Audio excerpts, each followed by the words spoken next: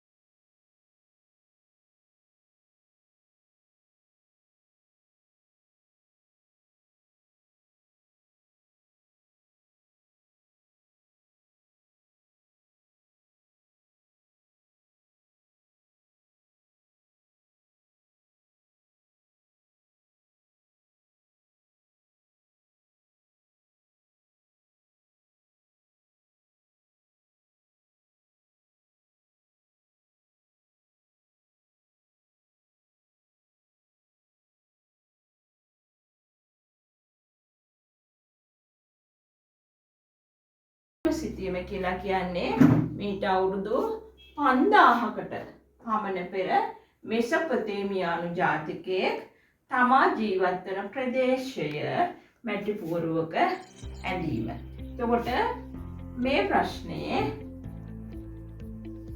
මෙම ප්‍රශ්නය පළවෙනි පේපර් එකේ කියන්නේ MCQ පේපර් එකේ අහන්න පුළුවන්. පළමු මීට අවුරුදු 5000කට පෙර තමා ජීවත් වන ප්‍රදේශයේ සිටියන් ගත කරන ලද්දේ කුමන ජාතිකයෙක්ද කියලා. එහෙනම් උත්තරේ මෙසොපොතේමියානු ජාතිකය කියන නිසා අපි මේක මතක තියාගන්න වෙනවා. හරි. එතකොට අද වෙනකොට සිතියම් විද්‍යාව දියුණු වෙලා තියෙනවා. අද අපි කලින් මුද්‍රිත සිතියම තමයි භාවිත කරේ. මුද්‍රිත කියන්නේ මුද්‍රණය කරන ලද සිතියම. නමුත් අද වෙනකොට නවීන සිතියම් විද්‍යාව නැත්තම් පරිගණකයෙන් සිතියම් සකස් කිරීම මේ විදිහට සිතියම් විද්‍යාව දියුණු වෙලා තියෙනවා. Google Map එක ඒ විදිහට මේ සිතියම් පරිහරණයට යොමු වෙලා තියෙනවා. එතකොට අද වෙනකොට ගෝලීය ස්ථානගත කිරීමේ පද්ධතිය ගෝලීය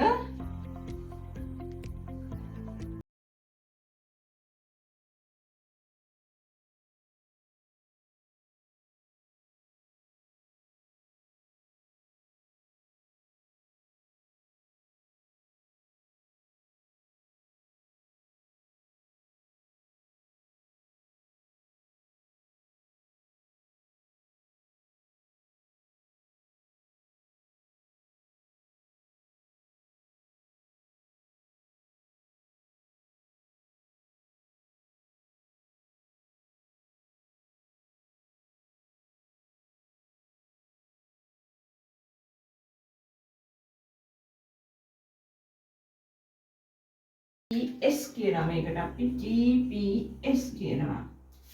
භූගෝලීය තොරතුරු පද්ධතිය කියන්නේ Geographical Information System.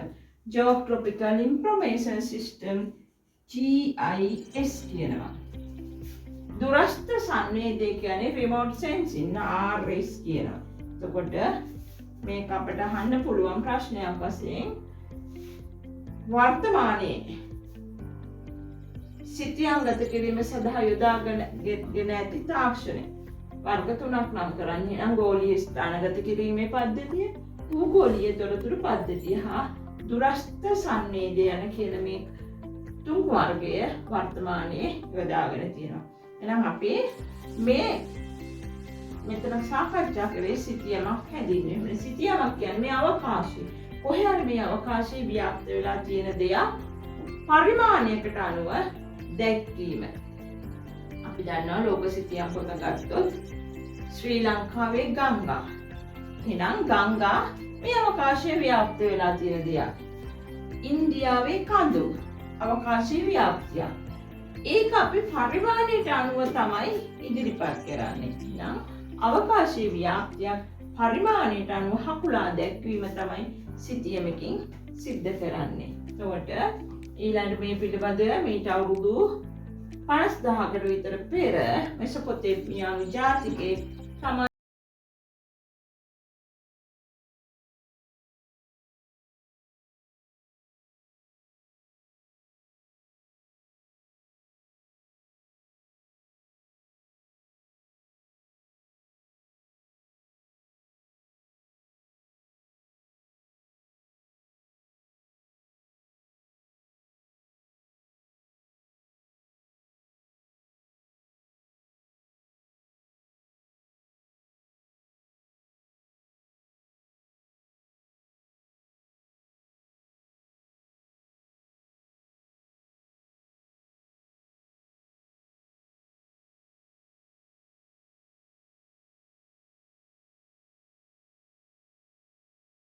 බෙදන්න පුළුවන් එකක් තමයි තේමා සිතියම්.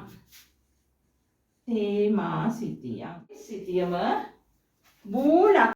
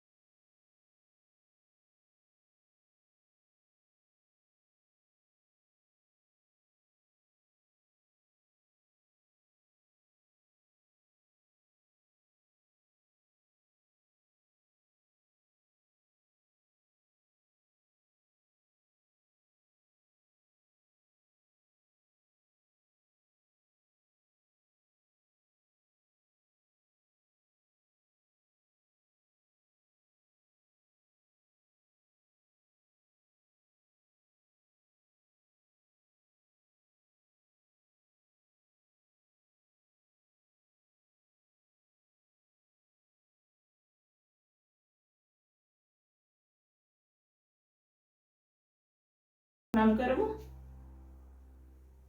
ශ්‍රී ලංකාවේ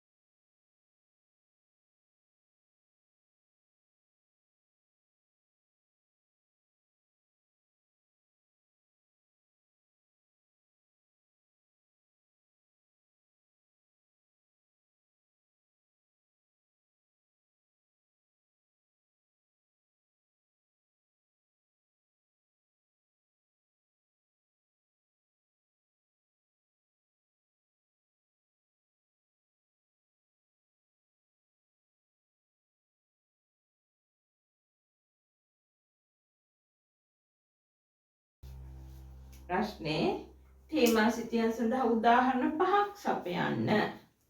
එහෙනම් ශ්‍රී ලංකාවේ වී වගාව, ඉන්දියාවේ ජනගහනය, ලෝකයේ දූපත්, ඕස්ට්‍රේලියාවේ කාන්තාර, ශ්‍රී ලංකාවේ දිස්ත්‍රික්ක, ශ්‍රී ලංකාවේ වැව් ඕන තරම් තේමා තියෙනවා. අන්න ඒ වගේ අපිට තේමා 5ක් මොනවා හරි මාතෘකා සිතියම් මාතෘකා 5ක් සපයන්න තමයි මේකෙදි තියෙන්නේ. එහෙනම් අපි ඊළඟට තේමා සිතියම් වල ප්‍රයෝජන මොනවද කියලා කතා කරමු. දැන් අපි කතා කරන්නේ තේමා සිතියම් වල ප්‍රයෝජන. එහෙනම් පළවෙනි ප්‍රයෝජනය තමයි පහසුවෙන් වටහා ගත හැකි. ඒ කියන්නේ තේමා සිතියමකින් දක්වන්නේ එක මාතෘකාවක් නේ. ශ්‍රී ලංකාවේ ගංගා නම් ඒ සිතියමේ තියෙන ගංගා විතරයි.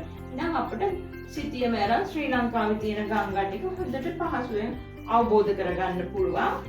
සංකීර්ණ තොරතුරු නෑ, සරල එක මාතෘකාවකට අදාළ තොරතුරු තියෙන්නේ. ශ්‍රී ලංකාවේ තේ වගාව නම් තේ වගා කරන දිස්ත්‍රික්ක මොනවද ඒ විදිහට අපිට සරලව අවබෝධ කරගන්න පුළුවන්, පහසුවෙන් වටහා ගන්න පුළුවන්. ඒක එක ප්‍රයෝජනයක්.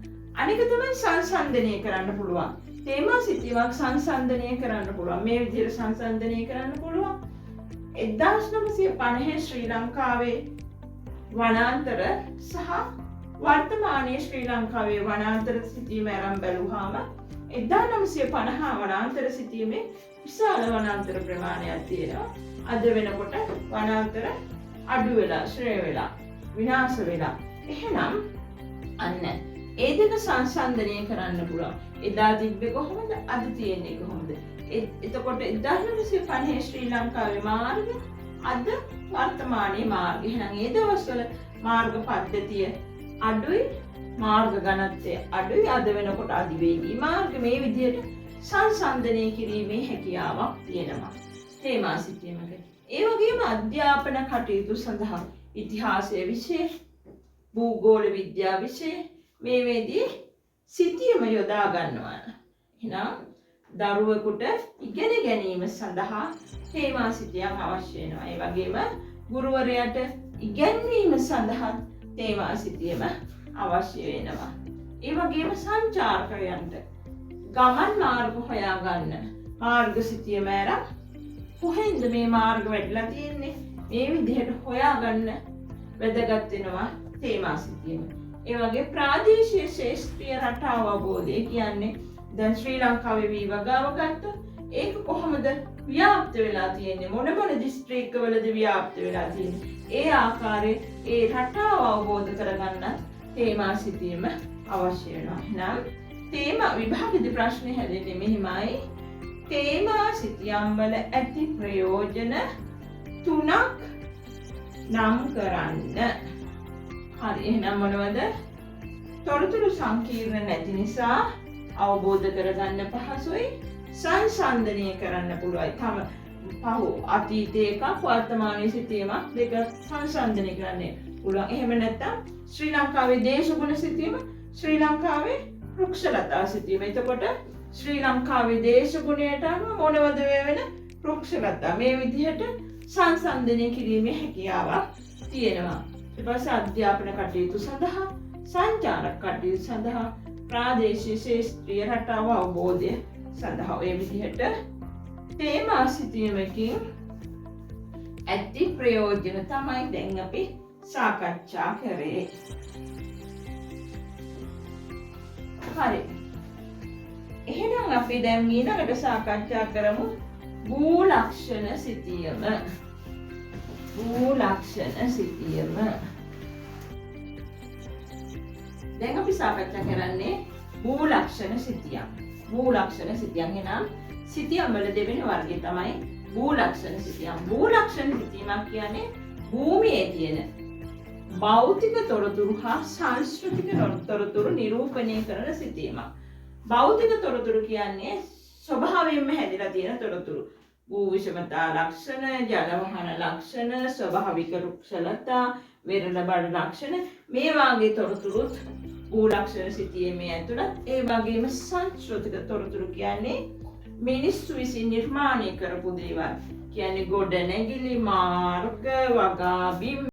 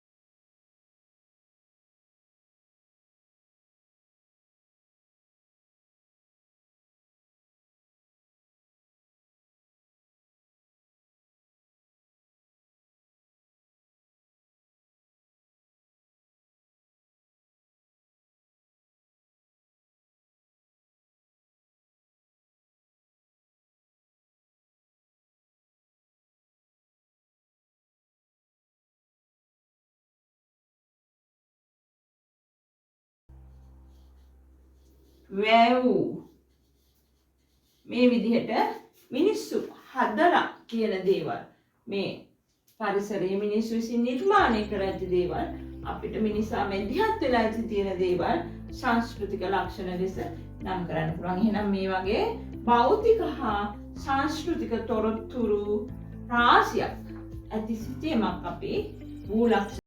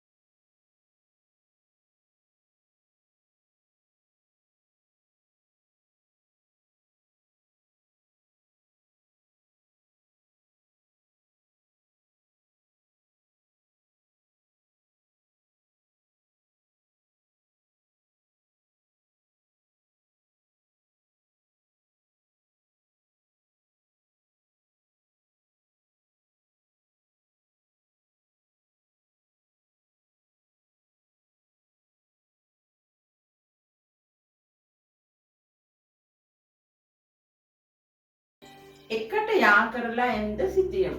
එන්ද මේක. දැන් මෙහෙම බලන්න මෙතන තියෙනවා 100. මෙතන තියෙනවා 100. මෙතන 80. මෙහෙ තව 100. මෙහෙ 120. මෙහෙ 100. එතකොට මේකේ සමාන උස ස්ථාන එකට යා කරලා අඳිනවා නම් මේ විදිහට අඳින්න ඕනේනේ. මෙහෙම. එහෙනම් මෙන්න සමෝච්ච රේඛාව. සමාන උස ස්ථානයකට යා කරලා එන්ද රේඛා සමෝච්ච රේඛා. එහෙනම් මේවා තියෙන තුඹුරු පාටේ සිටියේමේ. තොර මේ වගේ රේඛාවලින් තමයි භූක්ෂමතාවය පෙන්වන්නේ. ඒක භූ ලක්ෂණ සිතියමක ලක්ෂණයක්. ඒ වගේම තව ලක්ෂණයක් තමයි මෙහි සම්මත සංකේත වර්ණ ඇසුරින් තමයි අපි මේ ප්‍රදේශයේ තියෙන දේවල් හඳුනාගන්නේ. සම්මත සංකේත කියන්නේ වී වගාව නම් කොළ පාටින් මේ වගේ වී වගා කරපු ප්‍රදේශය කොළ පාට. ඊට පස්සේ රබර් නම් කහ පාට පසුබිමේ මේ වගේ රබර් ගහක් ඇඳලා තියෙනවා. තේ වගාව නම් කහ පාට පසුබිමේ මේ වගේ තිත්තුණක් මේ විදිහට. පොල් නම් කහ පාට පසුබිමේ මේ විදිහට පොල් ගහක් ඇඳලා තියෙනවා. මේ විදිහට සම්මත සංකේත රෝහල රතු පාට ධන සම්මත සංකේත තියෙනවා. ඒ වගේම වර්ණ වී නම් කොළ පාට, ගෙවතු නම් කහ පාට මේ විදිහට වර්ණ තියෙනවා. මේ විදිහට භූ ලක්ෂණ සිතියමක සම්මත සංකේත වර්ණ ඇසුරින් තමයි අපි මේකේ තියෙන සංස්කෘතික ලක්ෂණ හා භෞතික ලක්ෂණ හඳුනා ගන්න. එහෙනම් ඒකත් භූ ලක්ෂණ සිතියමක තියෙන ලක්ෂණයක්. එහෙනම් භූ ලක්ෂණ සිතියමක තියෙන ලක්ෂණ මොනවාද? භූ ලක්ෂණ නිරූපණය කරයි භූමියේ තියෙන ලක්ෂණ පෙන්වනවා පළවෙනි එක. ඊළඟට මේකේ තියෙන භූෂමතා ලක්ෂණ පෙන්වන්නේ සමෝච්ච රේඛා. නීරු, නිම්න, කඳු වැටි, රැලි බිම් මේ විදිහට උත්තර බෑවුම, අවතර බෑවුම මේ හැම දෙයක්ම පෙන්වන්න සමෝච්ච රේඛා අවශ්‍ය වෙනවා. ඒ වගේම මේකේ තියෙන සංස්කෘතික ලක්ෂණ, භෞතික ලක්ෂණ හඳුනා ගැනීමට සම්මත සංකේත වර්ණ නිල් පාට, චලය නේද? ඒ විදිහට කහ පාට, ගෙවතු වගාව, ඊට පස්සේ කොළ පාට, වී වගාව මේ විදිහට සම්මත වර්ණ තියෙනවා. සංකේත ධන අකු ධන රෝහල රතු පාට පන්දම පාසල ඒ වගේම රතු පාට තැපැල් පෙට්ටිය මේ විදිහට සම්මත සංකේත දින ඒ සංකේත අපි හඳුනා ගන්න ඕනේ. නම් මේවා තමයි භූ ලක්ෂණ සිතියමක තියෙන ලක්ෂණ. ඊළඟට එහෙනම් අපි කතා කරමු භූ ලක්ෂණ සිතියමක තියෙන ප්‍රයෝජන. භූ ලක්ෂණ සිතියමක තියෙන ප්‍රයෝජන ගත්තාම භෞතික ලක්ෂණ අතර සම්බන්ධතාවය හඳුනා ගන්න පුළුවන්. ඒ කියන්නේ අපි දැන් මේ විදිහට එකට 50000 සිතියමක් හම්බුනොත් මේ සිතියමේ මෙන්න මේ කියන්නේ කඳු වැටියක්.